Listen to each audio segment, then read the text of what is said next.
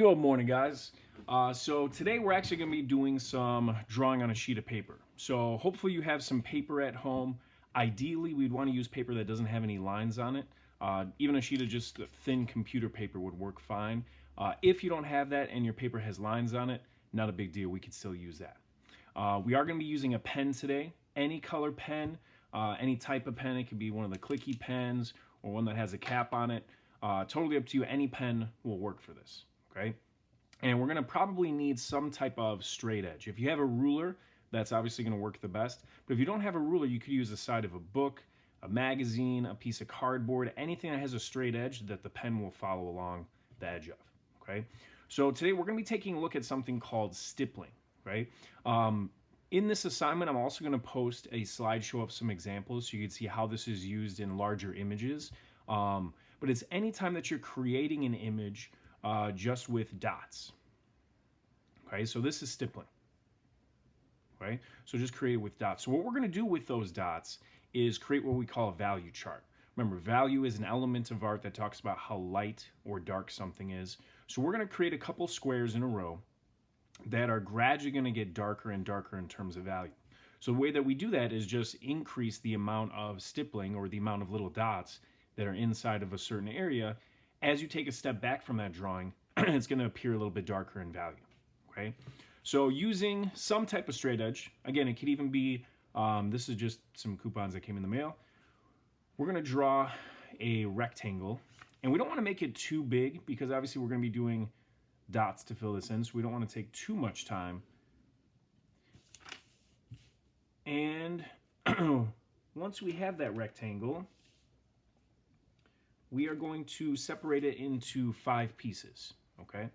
So I like to do the center one, and if you want to do this using the ruler, that's fine, and then we can separate these. Okay, so hopefully they're about the same size, as long as it's close. So once we have that ready to go, we're going to have our lightest value on the left, and then it's gradually going to get darker as we move to the right. So we're going to start with that lightest one, and we're just going to start by filling in some dots. Okay, now we don't want to have too many in this first one, so we want them spread out a decent amount. But we want enough so that it's going to have a darker overall value than the surface of the paper. Okay, so using stippling does require a little bit of patience, and it's quite a bit different than shading or anything like that in terms of getting value down on the paper. All right, so we have our lightest value. Now, one thing that I like to do is I actually like to take that value and fill in all the rest of my squares with the same amount of dots that we see here.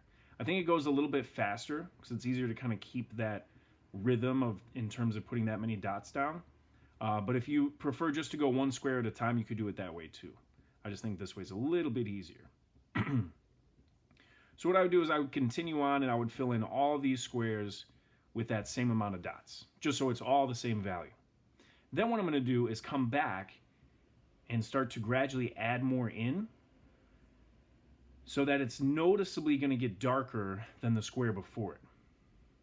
And again, we do that just by crowding in more dots into that square.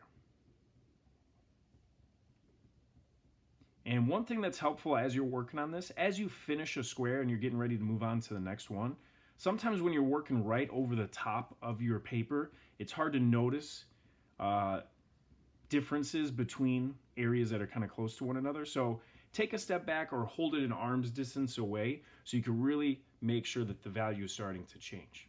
Okay, so again, same deal. I'll go on to my next square and I would put in more dots to make it noticeably darker than the one before it. So it should gradually get darker, darker, darker, darker. And again, we want to notice a difference or contrast between each one of those squares. Okay, so that's going to take a little bit of time. That's all we're going to do for today is just create our value chart.